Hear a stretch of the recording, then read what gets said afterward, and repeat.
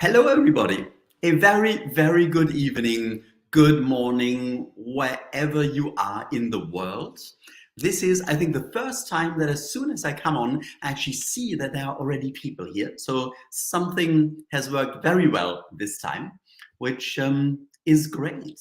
So great having you all here again.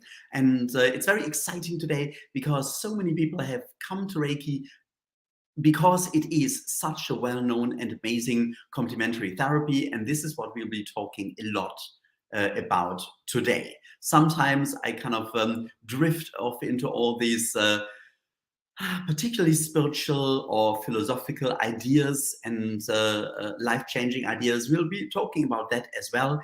But for so many people, the foundation of Reiki very much is the experience or use as a complementary therapy. And this is very much what it's all about today. Just looking at a few people from wherever you are in the world, wonderful to have you all here.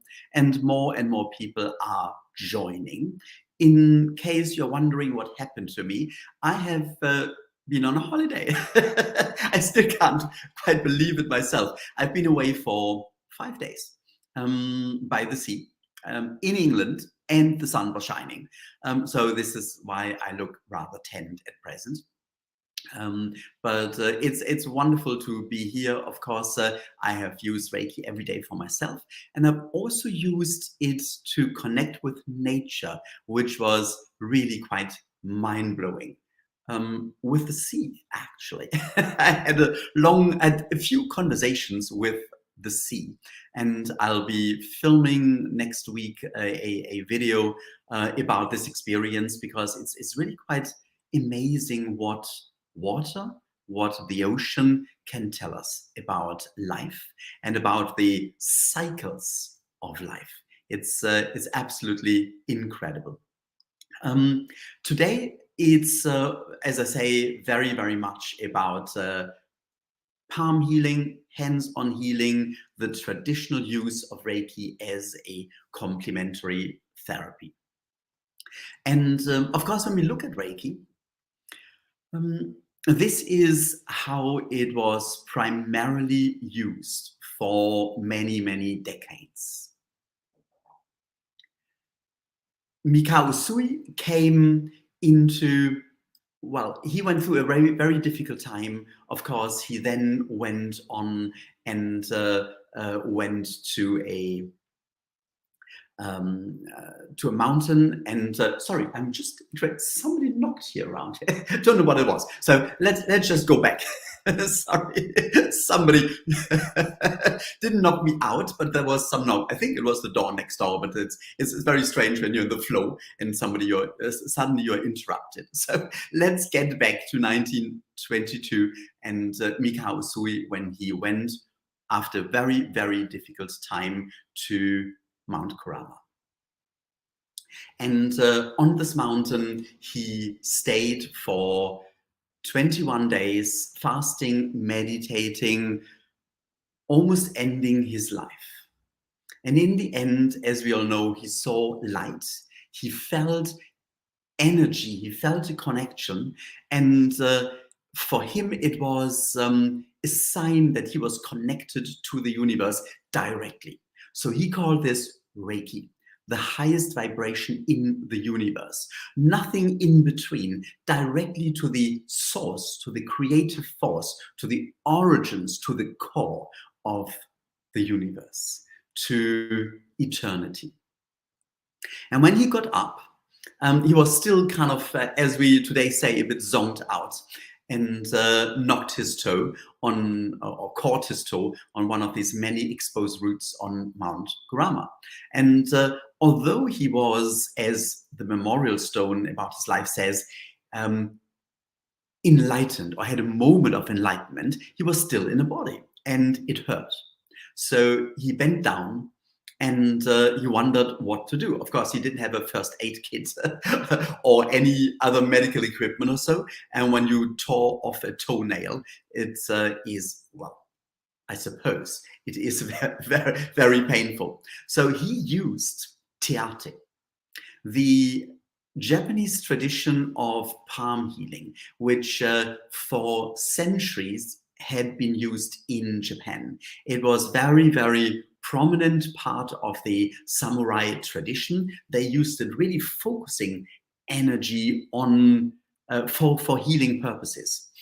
And even today, in many families, children are brought up by parents placing their hands over a problem when they hurt themselves in the playground, so to make it better, to feel the positive energy, or however they would call it. But what Mikao Sui experienced was something beyond his wildest dreams. He could literally see it heal.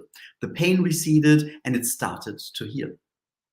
So he wasn't looking for a complementary therapy, but within moments, well, maybe hours of opening up to Reiki, the connection was made to use it as a complementary therapy.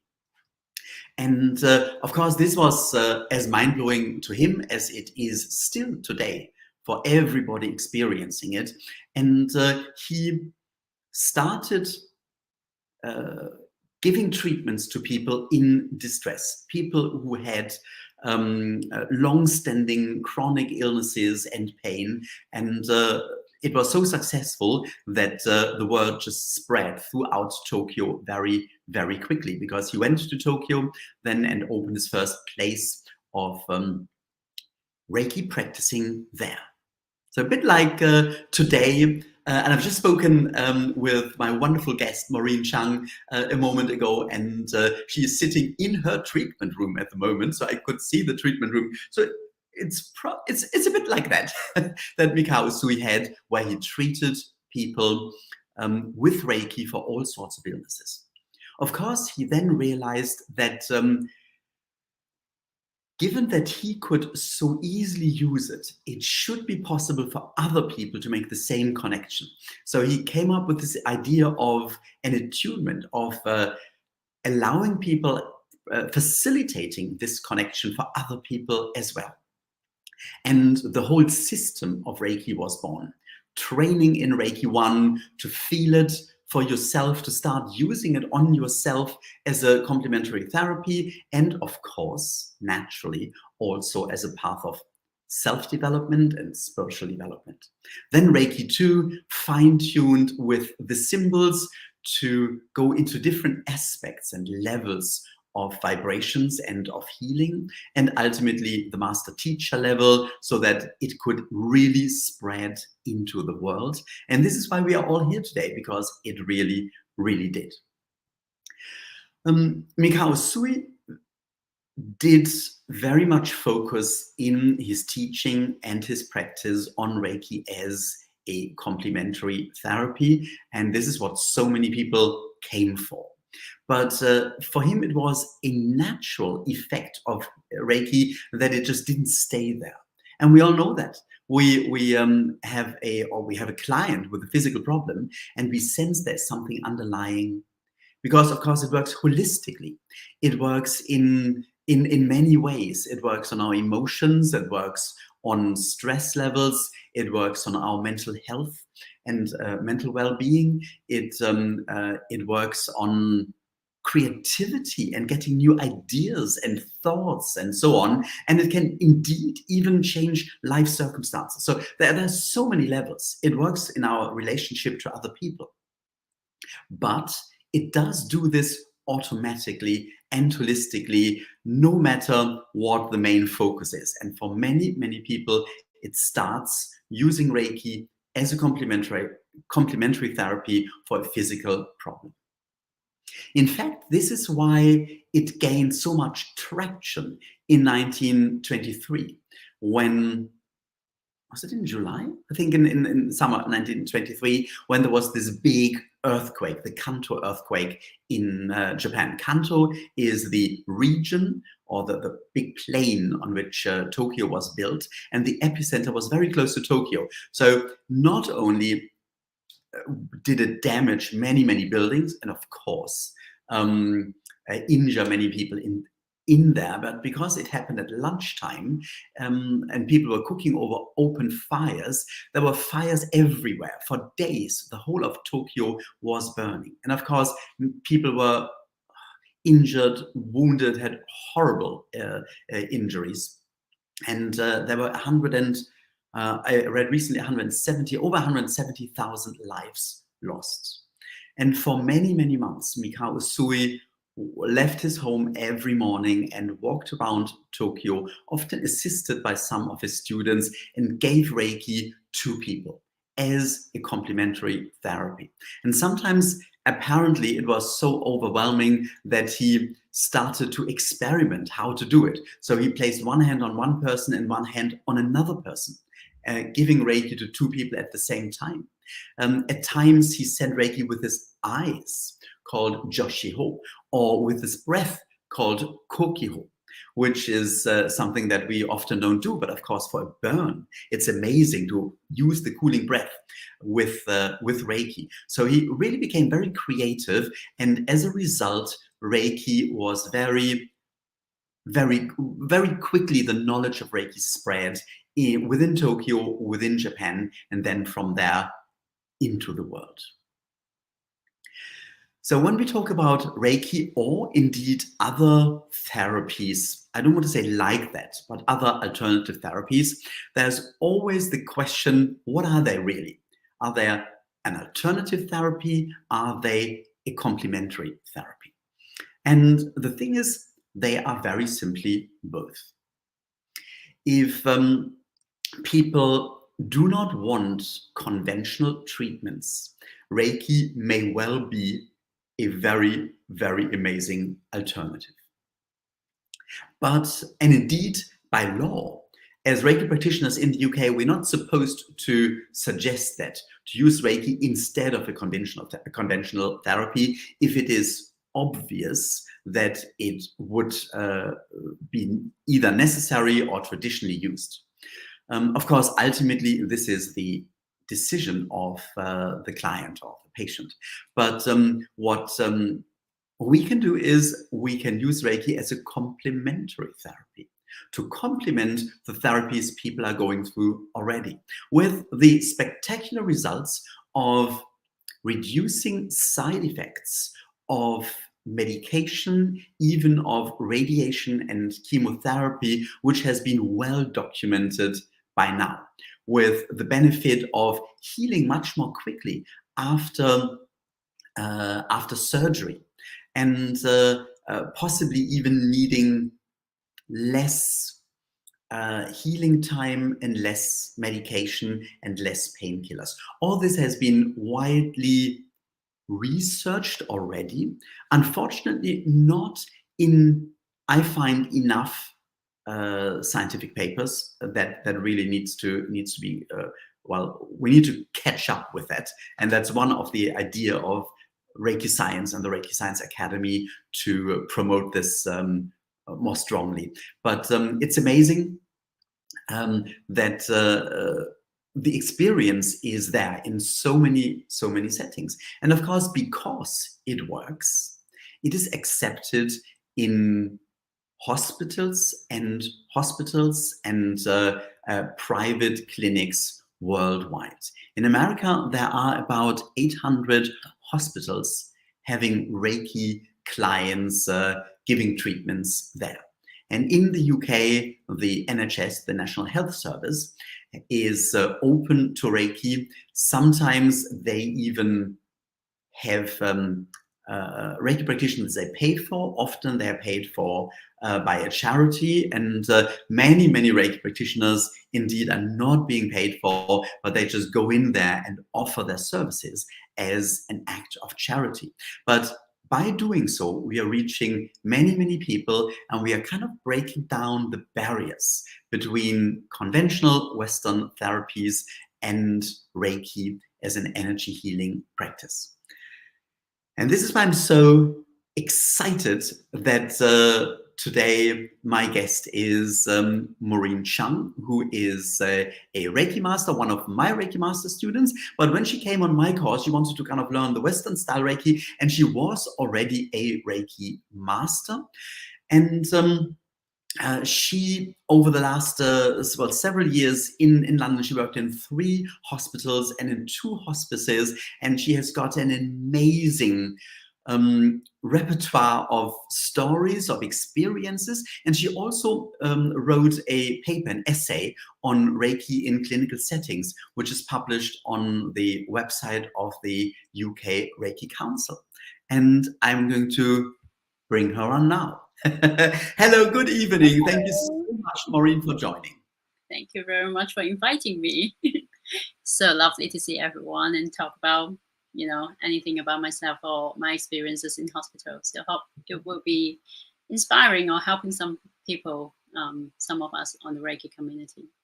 Thank you so much. It's just fabulous having you here. And you showed it to me earlier. So this is your beautiful treatment room. Yeah, it's a bit messy. I can't find a wall that is empty in my home. I'm just full of stuff. It looks fabulous. It's a really, really lovely atmosphere.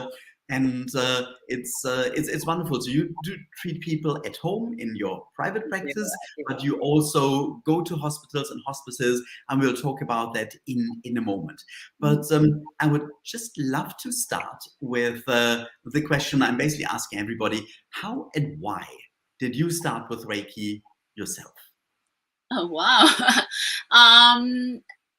Never think that this will be what is happening in my life now. So I just basically I got a friend who's going on a Reiki course, which at that time I don't even know what is Reiki, and I'm just really accompanying her to a course that she's going on her own. I know, yeah, it's nothing. It's not fascinating at all. It's not like I'm very visionary about Reiki at the very beginning. And indeed, in the first half of the year, I can't feel anything. I haven't been doing a lot of self-practice or what, but I had a really stressful time in work, and I have been just continuously reciting the Reiki principle 10 times a day. So that's how it started. But then I think same as many of us, then I start working on, friends and family, offering treatment to people who are in need. And then it comes to the time that when I moved to London 7 or so years ago, and then I'm really rethinking about what do I really wanted to do in my life. So I got a really busy corporate world at that time, but then I just suddenly quit my job and then wanted to do some volunteering, then start all this Reiki journey on doing it professionally. So nothing it's not like 10 years ago I already know what is Reiki and wanted to do it and wanted to, dedicated my life in it. Totally not like that. Just to accompany a friend. I think sometimes I find it's like Reiki find me rather than I find Reiki. But isn't that amazing? I love the story. It just is very clear. Yes, indeed, Reiki was finding you. You weren't really looking. You just went there. But then the practice, the feedback from other people gave you the trust that it really works.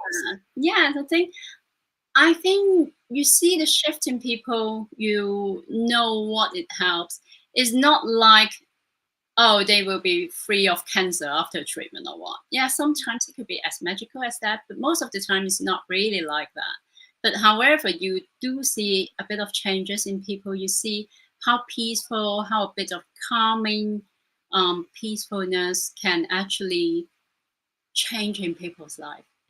Is fascinating. So I just carry on one step in a time and get into where I am, what I'm doing now. And you had this very, very strong drive to bring Reiki into hospitals and reach people in clinical settings.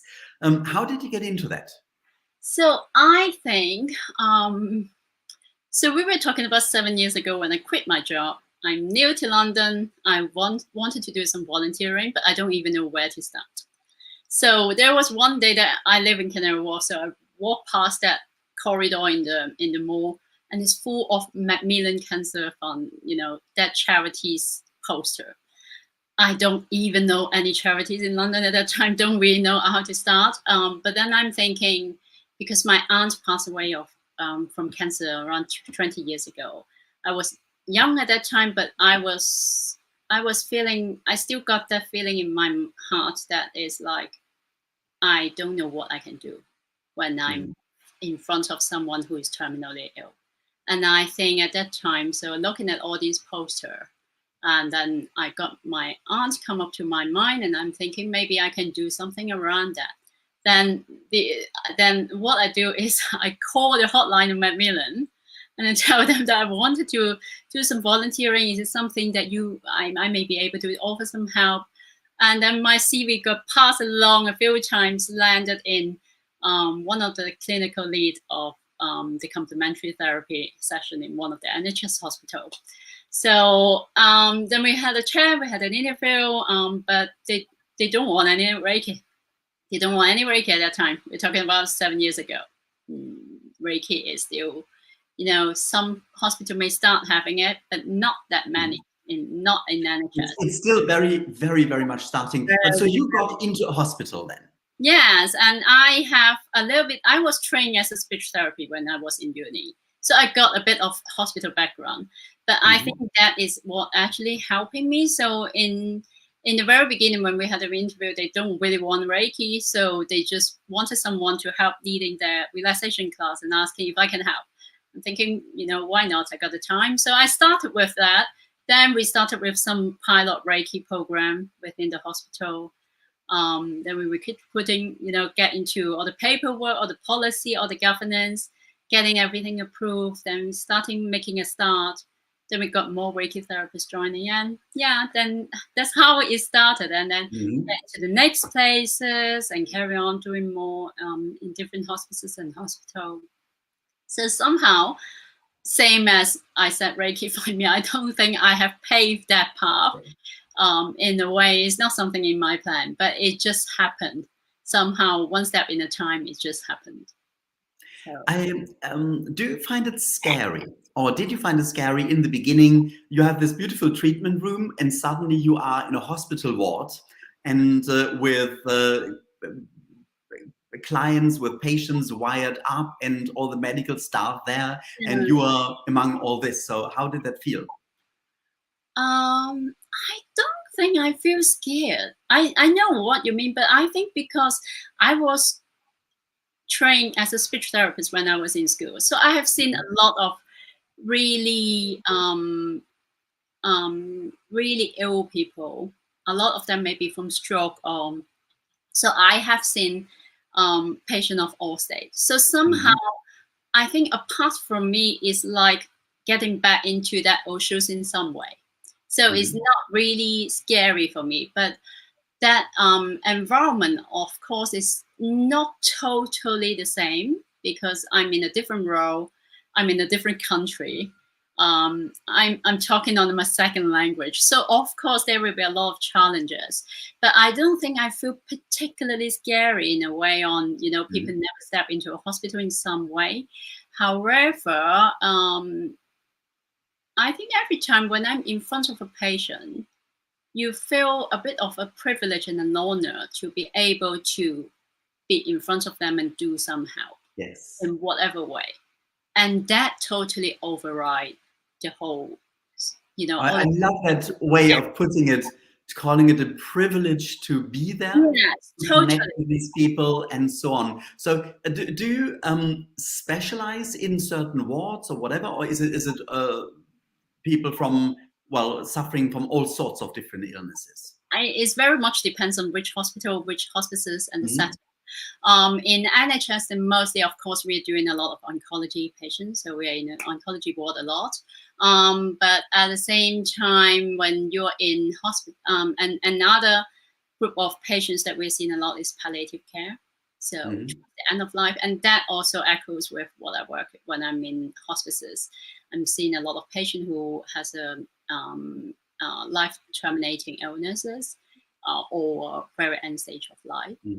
But at the same time, so that could be all sorts of different illnesses as well. That could be, COPD, it could be organs failure, it could be multiple sclerosis, it could be all sorts of things. But recently, around 1 year ago, then I started in one of the hospitals, started offering Reiki in pediatric ward as well. So, which is really fascinating. Yes. So, and so we started in pediatric, and in pediatric, of course, you still got oncology patient, but there will be a whole lot of different kind of patient of neurology, neurosurgery, surgery. And what ages are they then? Oh, the youngest one I have given treatment is 2 months old. Oh, wow. Yeah, so that is the youngest one.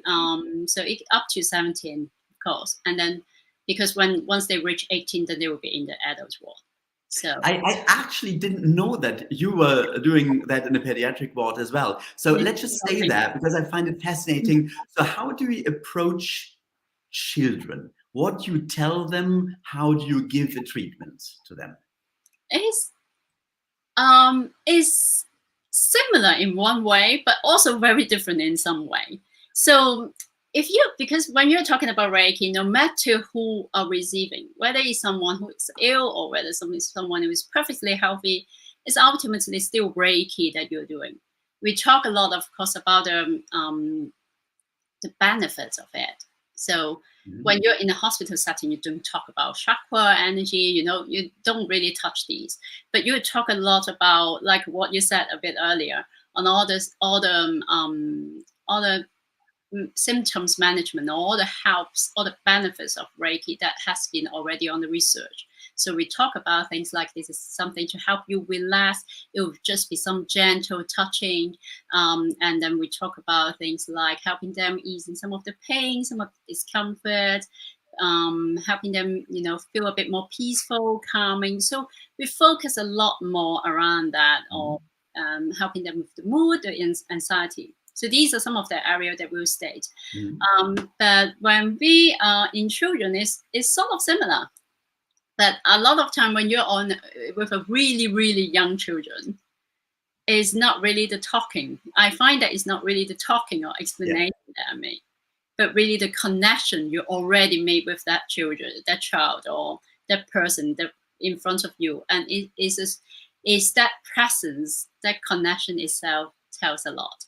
And I normally explain around, we're doing a very touching, you may feel a bit warm, you may feel some tingling sometimes. So you use different kind of way on presenting it in some way. But ultimately, it's the same thing, isn't it? Of course, it will be a bit challenging when you're over into treatment. So for example, I got 3 years old patient just running around playing with the dinosaur. So one hand of me is playing dinosaurs with him to keep him engaging with me. Another hand of me is probably on his back, maybe, or sometimes maybe just holding his hand. And that is the part of me doing some Reiki. Yeah. So it's a playful and very positive experience rather than getting medication needles Yes, I think that is one of the valuable thing about Reiki, because sometimes I'll explain, people will be worried about another new person coming to me. What are you going to do? You got the gloves and aprons. What are you going to do on me? So sometimes I say it's non-invasive. It's just something very gentle to help you relax. And sometimes you hear from patient, oh my God, finally, something that is just making me more comfortable, rather than, everyone in the hospital is trying to help them, but sometimes the procedure itself could be traumatizing some. Yes. And so, and I think that is one of the big thing about Reiki or having complementary therapy overall in hospital, because you have some lovely experience, just something to help you relax, change the whole setting a bit, shift your state of being and state of mind. And I think that is something making a whole lot of difference when you're really in a hospital setting. Is that more like a one-off thing, or do some clients get regular Reiki treatments in hospitals? It could be all sort of things. So it could be outpatient coming in for a course of treatment, coming every week or every 4 weeks. So we got outpatient as well in some settings. It could be for myself, most of the time I'm in the ward. So then of course it could be one-off, but it depends on how long the patient is staying in the hospital. So it could be repeated treatments, and sometimes quite many repeated treatments until that person got discharged. So Depends on how regularly I'm there and how long that patient is staying. But most of the time, we will try a first session. If they like it and they wanted more treatment, then we will try to offer them more whenever we are available. Right. I'm just looking, there's a question from Deborah. Maureen mentioned wearing gloves. Does that hinder the connection in any way? Or if you want to go further, of course, that's that of course is a big difference from private practice to hospital practice. You said you're wearing an apron, you sanitize everything, and so on. So how different is that, the whole experience? Yeah, personally, I don't find it any difference on wearing gloves and apron. I know there's always these questions, but I sometimes think about that, when you're doing distance, your energy is connecting way beyond a pair of gloves. It's not about what material it is. You're passing through concrete and everywhere. So how can a pair of gloves limit it? And it's not only that, but it's only when you are really, you're in that setting, you are complying with all the procedure and all the protocol. But when you're giving the treatment, all these kind of things is gone. You don't feel that you're wearing your gloves at all. The patient don't feel that you're having gloves. Sometimes they will be wondering, gloves on Reiki? But after that, we'll ask them to, have a try and see how you feel. They feel absolutely the same. So how do you do that? Do you do a hands-on treatment, or is it hands-off, or is that depending on what people wish? Depending on the individual, depending on what kind of circumstances they are in. It could be a patient who burns that there's no way that you can touch them. It could be all sorts of different things that maybe sometimes you'll be hands-off. Personally, if the patient don't mind, I would prefer to do a bit of hands-on, because I think that touch make a huge difference when you're alone in the hospital. So that is something very personal to me and something just from my own experience, but I normally would do a bit of touch. But of course, you're not talking about doing all the hand positioning as if we were trained. So there's no way that I can flip the patient over midway through the treatment. So I normally do something. I normally do a bit around the head, around the butt shoulder, a little bit around upper chest, abdomen, and then move on to the hip and knees and feet. So these are normally some of the areas that I touch, and I tell them in advance to let them know, let them feel it. I also make sure that they know that I'm not touching anything personal on them, making sure that they're comfortable with that. And so there will be a lot of positioning that maybe I'm doing hands off, but normally I'll prefer to have at least one hand on the body throughout to make them comfortable. So the touch and the personal connection and so on is very important. So what is the feedback when people get Reiki, for the first time? What is the feedback? You mean? Oh, wow. Sometimes you may just hear, oh, this is lovely. Oh, this is so nice. It may be sometimes as simple as that. But some of the patient may experience a lot more, and they may tell you that I was totally skeptical before you come in, but after that, oh, wow, this is Reiki. I really feel it. I feel multiple hands on my body. And I open my eyes and I find that your hands is only on my feet, but I feel it on everywhere. So you hear a lot of that, just like when you're on a private practice or when we're having a Reiki course and doing practice on each other. But there could also be occasion that all you see is just a smile. It's coming from a very depressing state on someone don't really even wanted to talk to you, to someone looking into your eyes, saying thank you, and just having a smile. So it could be like that. Or it could be a change on the breathing that you notice. It could be a very anxious patient with lung disease, and they're really worried or not able to breathe. But during the session, they calm down. They just slowly take it. And they get into a very peaceful and calm and relaxing state. So it really different individual. Totally. Do you sometimes have the monitors with heartbeat and so on that you can see what's going on with the person? Yes, you do. You do. Especially sometimes, very rare occasionally that it could be we are in ICU as well. So those Okay. are totally monitored. Yes. Mhm. Yes, you do. And sometimes at the very beginning, the first time you'll be a bit worried. Oh, how is it going to change the blood pressure or heartbeats or all the ECG chart? But once Reiki kick in, once you start the treatment, you forget everything about this. I would be really fascinating if somebody is doing a research and look into how it may change. But Yes, so yes. yeah, I isn't think it? that's something we definitely need to do at some stage. There is another question, very simple one. How long would the treatment last? Oh, that also depends on setting and hospitals, and everywhere got a little bit of different. But normally is around 20 to 30 minutes. Around that, Mhm. around 20. It could be even shorter. Um, it could be like 10 minutes sometimes, but as long as we can do it, it's normally around 20, 30 minutes. If it is an outpatient session, it could be a bit longer. It could be a Mhm. 1 hour session for outpatient. So that's my experience. I think around 20, 30 minutes. Sometimes you got more time to do it, maybe 45 minutes, but not every time. So it really depends. But Okay. yeah, that's roughly the idea. And how do people find out about the fact that there is Reiki available? Do you go in there and talk about that? Is it the nurses or even doctors who introduce it first? Also depends on settings. So we got all sort of different environments. So some places or some, for example, in pediatric, it's definitely the nurses and the doctor making the Mhm. referral. So we got proper referral procedure in place, making sure that everything is signed off before I go and see a patient. But there are also sometimes nurses may speak about us. There could be physiotherapists, there could be psychologists, could be dietitian, it could be anyone basically in Mhm. the hospital who think that patient may benefit from some complementary therapies treatment, and it could be Reiki, it could be other sort of modality.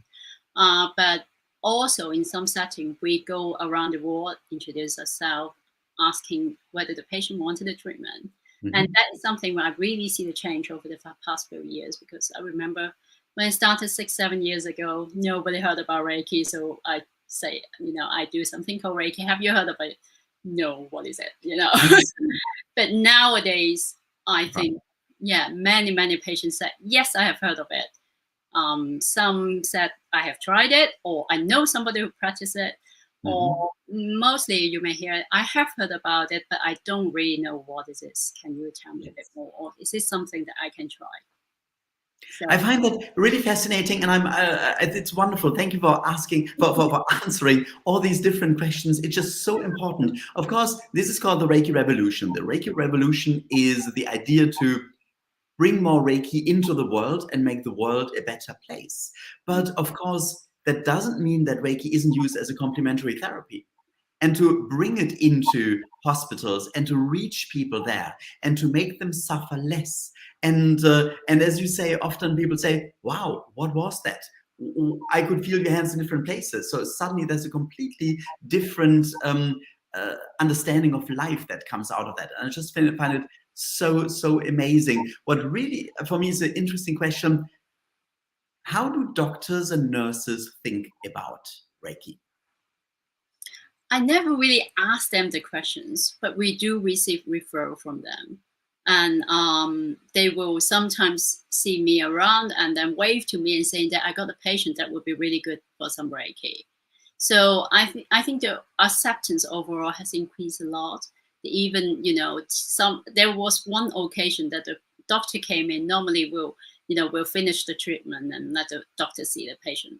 But if, there was a few occasions that even the doctor said, you know what, I think the patient may need you more than me at this moment. Why don't you carry on and come back later? So I think we got a lot more acknowledgement in some ways over the last few years. So it make a change. Patients talk about it to their doctors, to the nurses.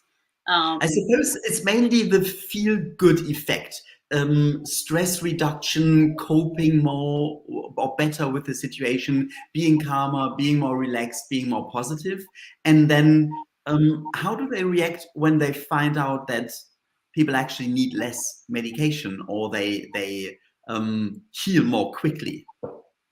I don't know if they really reach to that on people who heal quickly, but I think overall they do see the benefit of it from the patient, or it's as simple as the patient said, "I like it," or they change the state of being. It's definitely how the patient has reacted, how the patient has feedback that allowed us to generate new referrals, and people, doctors and nurses acknowledge our service a lot more. We are sometimes even offering service to doctor and nurses to increase the awareness of it, to let people experience it so that they can introduce it to the patient. So we're doing a lot of different kind of things to try bridge. Right. Yes, so giving it to doctors and nurses as well, so they know what they feel and what's going on. That's great. They know this is not anything that is scary, or they know what is the experience is like. They know they experience themselves on what kind of benefit they got, how calming it could be. Yes. And then sometimes after that, they will talk to us and thinking they will have a little bit of brainstorming, thinking who would be the best patient, who would be some of the patients that would benefit. Yes, it's great. Yeah. Great. And of course it is, and I think that's the big problem often when we start speaking to the medical profession, that they think there is some kind of competition going on, and it's the opposite. It is to complement it. It is something very, very different, but something incredibly beneficial. And once they realize that, it's just phenomenal. I think because in UK we stated it very clearly as a complementary therapy, so I don't really think that this is like a competition. I've never experienced anything that feel like a competition to me. But obviously everyone, especially after the last 2 years of pandemic, everyone understand the importance of well-being and the importance on how this may change your life circumstances, your illnesses and everything. So that is definitely a shift in the whole thinking process on people, and everyone looking in more holistic approach rather than just medication or surgery. Now, doctor, nurses nowadays, they are really the one facing the patients the most, and they see the benefit of it. They know that sometimes patients are really anxious and they are in a state that some kind of some Reiki would really help them. So I think that is one of the way forward. It's really like an integration in some way. Yeah, there's a very, very practical question here. Where is it? How do you deal with working at the height of a hospital bed? How do you avoid hurting your back? And this is such an important question, because of course we as Reiki practitioners have to look after ourselves. Yes, we look after ourselves, but it's tiring. So obviously you can alter the height of the hospital. So you will be standing a lot. You mostly stand when you're giving the treatment, because the hospital bed is quite wide in some way. The patient will be lying in the middle, and then so you'll be crawling in the front. But if you raise it all the way up to your elbow level, then you can place your hand comfortably on the body. And like sometimes there will be places that we cannot reach. You cannot reach every single part of the patient's body. I personally, I think like what you said in the very beginning on Usui, and it's like making some creative way to work. So myself personally would involve a little bit of distant work during that treatment, so that it doesn't have to be hands-on all the time. But it's quite tiring on standing up a lot, and you just need to raise the bed to a right level, and making the adjustment. If the patient is fit enough, sometimes they may lie down on the side of the bed. Sometimes they will adjust for you in some way. So it's more like working together and find out what is the best way. But definitely take care of yourself as well. It's not easy, but we can still try our best. It's time with all this, at the end of the day. And with all this amazing experience, you are also offering personal, private Reiki treatments. And people can look at your website, maureenreiki.com. And you are based in Canary Wharf. So that's, for those who are not that familiar, it's the kind of big kind of banking district in East London near the River Thames. Yes. So I see some very different client when on my private practice, but yes, I do a bit of both. I think that is a good balance in some way. Brilliant. Do you also offer distant treatments professionally? I do. Interestingly, we have also offered it in NHS. You won't believe it, I think. Okay. Yes. Yes. Yeah. So I do distant treatment as well on my private work. So I do it online a bit like that. But at the same time, we have also offered distant treatment during the last 2 years on the pandemic time, when patients are not able to reach hospital, we are not able to go back to work. So we have done some distant treatment, and it has worked really well. Until now, some of the patients, I don't know how they look like because we do it over the phone. I see. Okay, so there's a connection. So they know that you're doing it at the time, and you'll talk to them over the phone, but you'll send Reiki at the same time. Yes, it's like any of the personal treatment. We do a consultation call, we do a follow-up call afterwards to make sure everything is all right. But that treatment on its own is totally distant. Yes. Oh, brilliant. And there's another interesting question. Thank you so much, everybody, for engaging so much. How many treatments a day are you able to share in a hospital setting? It really ranges on how many hours of work. Okay. If it's half day, normally around 4 treatment. If it's a full day, normally around 6 treatment. But I have had time that I have done 11.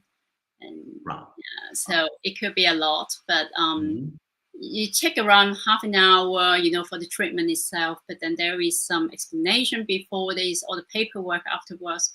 So take it around that, then half day is around 4 treatment. Depends on how much time you got, depends on whether you're in, outpatient or inpatient, so it's all different timing. But sometimes it could be quite a lot. Another question, we are almost running out of time. We just talk. It's so wonderful. It's fabulous. But there's one question I really wanted to ask, and that is when you are in a hospice, obviously it's palliative care, it is end-of-life care. So in many cases that life expectancy is not very long anymore. How do you deal with that personally when you give the treatments? I come back to the beginning. I really take it as a privilege, especially working with someone in that time of their life. And if you ask me, very honestly, I think death is like the only thing definite in life. It's like something that is the only certainty. But the way that we cope with it doesn't have to be sad, doesn't have to be, dreadful. It could be in a peaceful and calming way. And I think exactly that is the time that Reiki steps in. So, so it could be a time that if it's an actively dying patient who is agitated, you bring him back into a peaceful state. And that itself is like the best thing that can ever happen. So I really take it as total privilege and honor. So completely being in the moment and accepting whatever is right for them, Reiki will bring now, and exactly. Because the more I do Reiki, the more that I keep reminding myself is that it's not about me, it's about that person in front of you.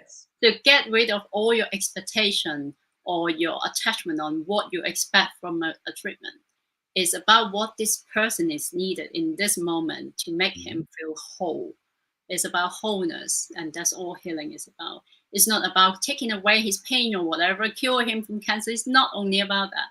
We're going a lot more than just on the physical symptoms level.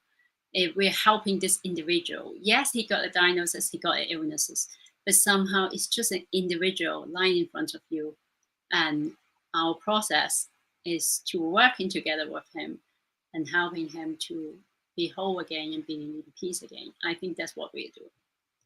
Thank you so much. I think that's just so beautifully put. Thank you very, very much. So if anybody wants to connect with Maureen, it's maureenreiki.com.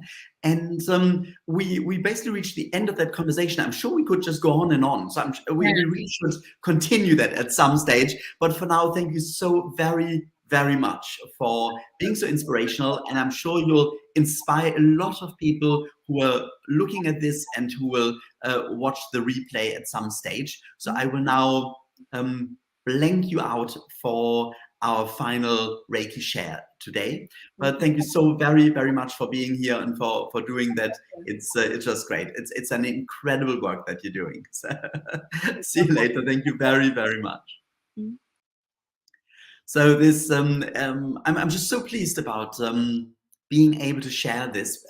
It's just a kind of different take on Reiki. And when you talk to somebody who has all this experience and all this determination to really do this, I think it's absolutely phenomenal. And it kind of reminds me, we often wonder, I find, what we really should do in our lives.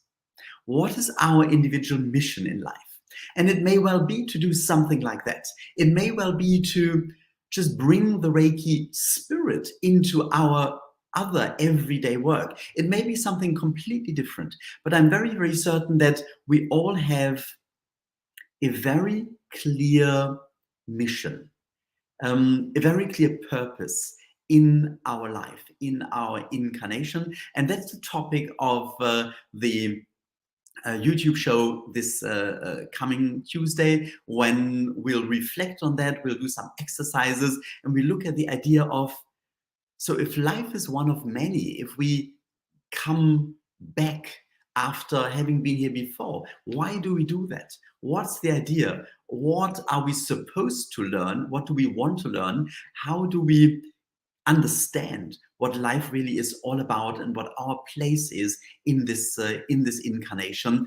And we then individualize at some stage, and I'm offering a workshop on the 17th of September, which is a purely online workshop for 3 hours, where we go very, very deeply into the question, what is my personal purpose in this lifetime? Why am I here? Why have I incarnated? And we are looking at various aspects of our life and what we can learn from them, what shows the picture, the bigger picture of our life, and then let Reiki help us to find out why we are here. I've done that a few times before, and it is just absolutely fascinating. In fact, I think was 2-3 days ago when I asked this question again about my life, and it is very, very clear for myself, and that's just a beautiful place to be in. And it was so inspirational listening and having this conversation with Maureen to see just how she found her place at this time in this life. And it doesn't always mean that we need to stay there for our entire life. We may have a different purpose at different times of our lives.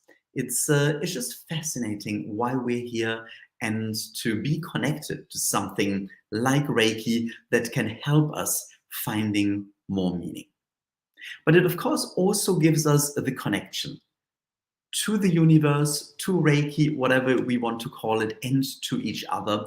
So I would like to spend the last few moments once again connecting to Reiki, and then connecting with each other to do a Reiki share, a virtual Reiki share, not just for everybody who is live online right now, but also for everyone who will join at a later stage, a replay. And if you haven't tried that before, you'll just be amazed how strong the energy still is. So when you're ready, I would just ask you to bring your hands once more together and connect to Reiki.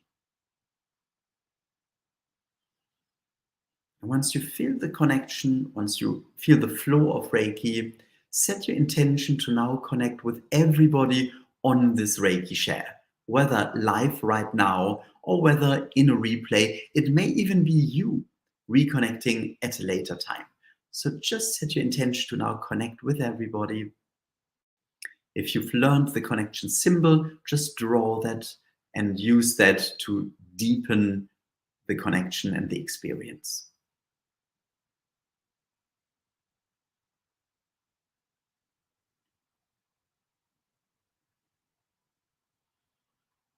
And just feel the connection. Just feel Reiki flowing through you to everybody else. And at the same time, experiencing and accepting that Reiki is coming through you, to you, through everybody else on this Reiki share. Just feel this amazing connection and the power of Reiki.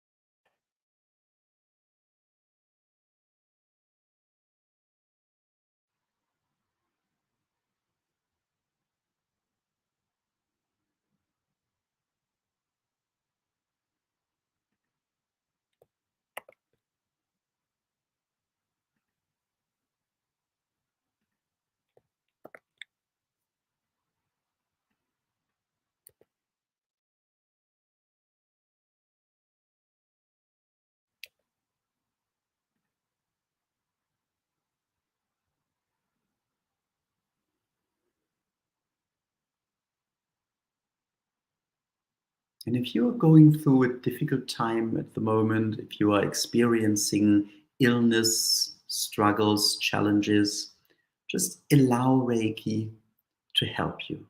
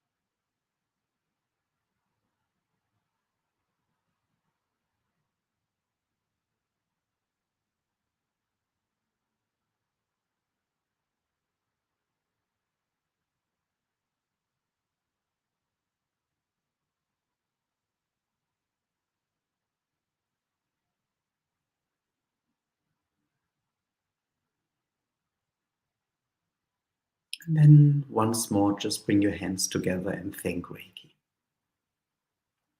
We'll have a longer Reiki share next week to really have a very, very deep healing experience with that again. And Venetia has very kindly put there the date of the workshop and where you can find it. ReikiScienceAcademy.com, unique purpose, find your unique purpose. That's the idea. Thank you so much, Venetia. That's really lovely. Thank you for doing that. And I just checked also if you want to read the paper that Maureen has written, you find it on the website of the Reiki Council, reikicouncil.org.uk. I'm not too sure where it's on there, so you have to somehow find your way through, but it is on there. And that is basically from me. Let me just see. I'm going to add Maureen once more, just to see. Hello, Maureen, again. Hello. Do you by any chance know where it's on the Reiki Council website, your paper?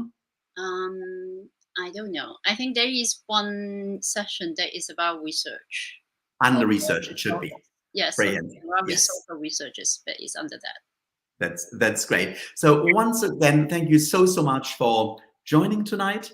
Thank you everybody for being here, everybody who is watching a replay at a later stage. And please do take that as an inspiration, bringing it to people fearlessly and with determination, and it's going to work. Maureen is the best living example of that. Just trust. So yeah. Just trust. Absolutely trust Reiki. So thank you so very much for being here. Thank you for joining today, this morning, this afternoon, this evening, wherever you are in the world. And I look forward to seeing you again next week. So thank you so very much. And now I need to press a button, and I'm going to do that now. See you next week.